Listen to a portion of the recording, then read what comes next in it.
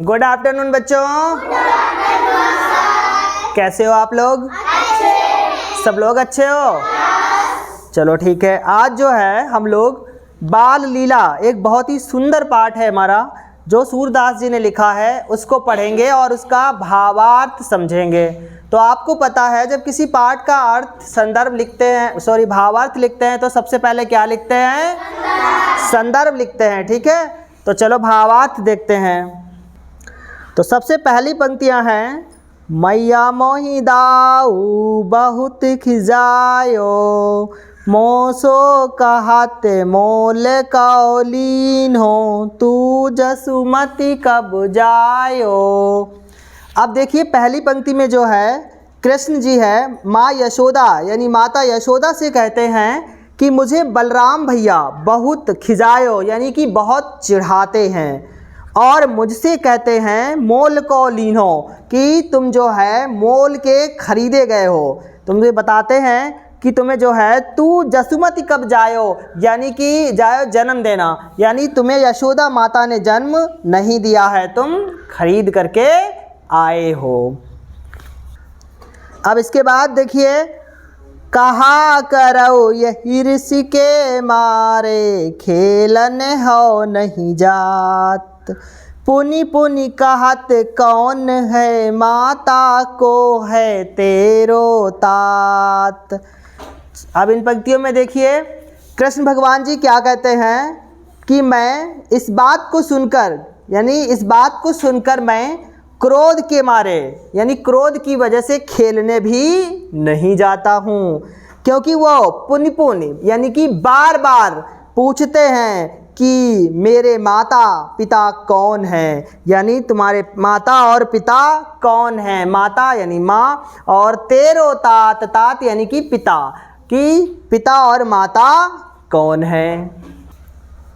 गोरे नंद जसोदा गोरी, तू कत श्यामल गात, चुटकी दय दय ग्वाल नचावत, हसत सबय मुस्कात।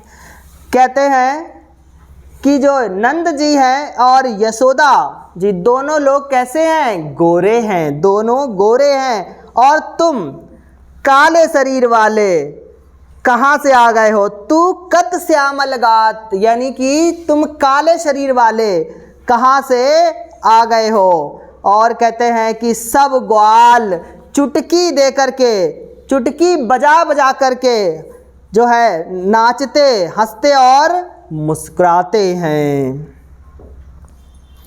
तू मोहि कुमारन सीखी, दाहुई कबहु न खीजय, मोहन मुख ऋष की ये बातें, जसुमति सुनी सुनी रीझें। कृष्ण भगवान जी अब फिर यशोदा माँ से क्या कहते हैं कि तुम हमेशा मुझे ही पीटना जानती हो, मुझे ही मारना जानती हो, बलराम भैया को कभी भी नहीं डांटती हो। आगे जो है यानी बालक श्री कृष्ण यानी श्री कृष्ण के मुख से या मुँह से ये जो है क्रोध भरी बातें सुनकर के यशोदा माँ जो है मन ही मन क्या होती हैं? खुश होती हैं, मन ही मन जो है मुस्कुराती हैं। सुनहु कान्ह बलभद्र चबाई, जन्मत ही कौधूत, सूर श्याम मोहि गोधन की, सौहौ माता तू पूत। श्री कृष्ण से यशोदा माँ कहती हैं कि सुनो कृष्ण कि बलराम जो है वो तो चुगली करने वाला जन्म से ही है, यानी वो चुगली करने वाला जन्म से ही क्या है? धूर्त है। धूर्त यानी कि धूर्त है। तो आगे सूरदास जी कहते हैं कि सूर श्याम मोहि गोधन की, सौहौ माता तू पूत। अब सूरदास जी कहते हैं कि यशोदा श्री कृष्ण से कहती हैं कि मुझे गायों के धन की सौगंध है, यानी कि मैं गायों के धन की कसम खा करके कहती हूँ कि मैं तुम्हारी माता हूँ, तुम ही मेरे पुत्र हो। यशोदा हरिपाल ने झुलावें, हलरावें दुलराई मल्हावें, जोई सोई कछु गावें।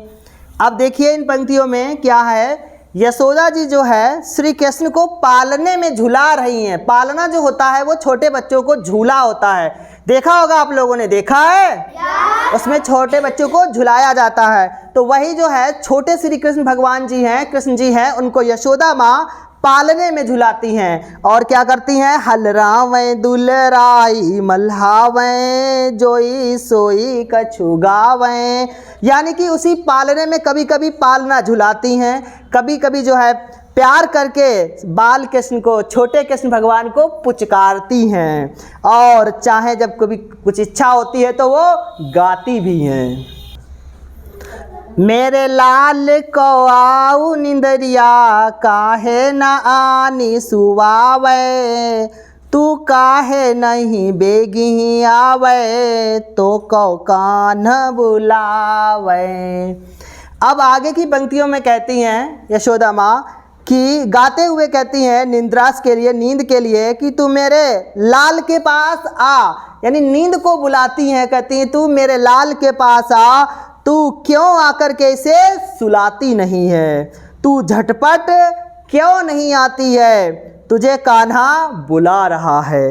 यानी यशोदा माँ कहती हैं तो कौ कान्हा बुलावे, यानी कि निंदिया से, नींद से कहती हैं कि तुझको कान्हा बुला रहा है। कबहू पलक हरि मूंदी लेत हैं, कबहू अधर फरकावें, सोवत जानी मौन हवें के, रही करी करी सैन बतावें। अब देखिए आगे की पंक्तियों में क्या है, जो श्री कृष्ण हैं यानी कि श्याम सुंदर जो श्री कृष्ण जी हैं, वो कभी कभी पलकें बंद कर लेते हैं। यानी कि करें कबहू पलक हरि मूंदी लेत हैं, यानी कि कभी कभी वो पलकें बंद कर लेते हैं। और कभी कभी जो है कबहू अधर फरकावें, अधर जो है होंठ को कहते हैं, और कभी कभी जो है वो होंठ फड़काने लगते हैं। और उन्हें सोता समझ करके, सोवत जानी मौन है, सोवत यानी सोता हुआ समझ करके माता जो यशोदा हैं वो क्या हो जाती हैं, मौन हो जाती हैं, चुप हो जाती हैं। और दूसरी गोपियों को भी संकेत करके, यानी जो कृष्ण की गोपियां सहेलियां हैं उनको समझाती हैं कि वो सो रहा है, तुम सब भी क्या रहो, तुम सब लोग भी चुप रहो, करी करी सैन बतावें। यानी कि संकेत कर करके गोपियों को बताती हैं कि श्री कृष्ण अब सो रहा है और तुम भी चुप रहो। इही अंतर अकुलाई उठे, इही अंतर अकुलाई उठे, हरि जसुमति मधुर गावें, जो सुख सूरे अमर मुनि दुर्लभ, सो नंद भामिनी पावें। अब आगे देखिए, इही अंतर अकुलाई, यानी कि इसी बीच में जो है श्री कृष्ण आकुल होकर के जग जाते हैं, यानी कि चौंक करके जग जाते हैं। और कहते हैं जसुमति मधुर गावें, मधुर माने मीठा, मधुर, यानी यशोदा फिर से जो है मधुर स्वर में गाने लगती हैं, गीत गाने लगती हैं। कि जैसे ही श्याम आकुल होकर के जग जाते हैं वैसे ही यशोदा माँ मधुर मधुर सा गीत फिर से गाने लगती हैं। तो आगे जो है सूर्य अमर मुनि दुर्लभ, यानी कि सूरदास जी कहते हैं कि जो सुख देवताओं, सूर माने देवताओं, मुनियों के लिए भी दुर्लभ है, वही श्याम को बाल रूप में पाकर के लालन पालन तथा प्यार करने का जो सुख कौन उठा रहा है, सो नंद भामिनी पावें। भामिनी यानी पत्नी, तो नंद जो लालन पालन कर रही हैं यशोदा माँ, उनके लिए कहा है उन्होंने कि सुख श्री नंद की पत्नी प्राप्त कर रही हैं। किनकी पत्नी प्राप्त कर रही हैं? श्री नंद की पत्नी प्राप्त कर रही हैं। कि जो सुख सूर्य अमर मुनि दुर्लभ, सो नंद भामिनी पावें। यानी कि सूरदास जी कहते हैं कि दुर्लभ वो बाल रूप पाकर के यशोदा माँ उनका लालन पालन करती हुई, और उसका जो पालन करने का जो सुख है वो श्री नंद की पत्नी प्राप्त कर रही हैं। आप लोग जो है इसका अर्थ लिख करके लाना, ठीक है?